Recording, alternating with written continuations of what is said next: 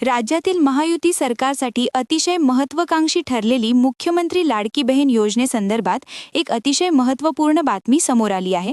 मुख्यमंत्री माझी लाडकी बहीण योजनेमुळेच महायुतीने विधानसभा निवडणुकांमध्ये बाजी मारल्याचं अनेक नेत्यांनी उघडपणे बोलूनही दाखवलं आहे।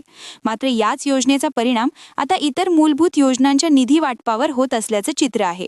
याच मुद्द्यांवर बोट ठेवत आता लाडकी बहीण योजनेवरून मुंबई उच्च न्यायालयाने राज्य सरकारला तीव्र शब्दात फटकारले आहे।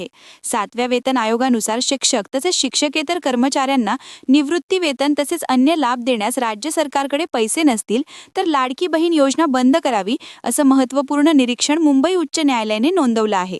दरम्यान मुंबई महापालिकेच्या शिक्षण विभागातून निवृत्त झालेल्या महिलेने तिला 7व्या वेतन आयोगानुसार निवृत्ती वेतनासह अन्य लाभ न दिल्याने या महिलेने मुंबई उच्च न्यायालयात धाव घेतली होती।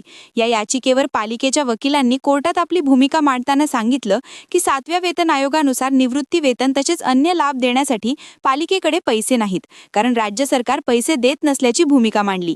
तर लाडकी बहीण योजनेसाठी 40,000 कोटी खर्च करता मग पैसे कसे नाहीत, अशी विचारणा मुंबई उच्च न्यायालयाने मुंबई महापालिकेला केली आहे।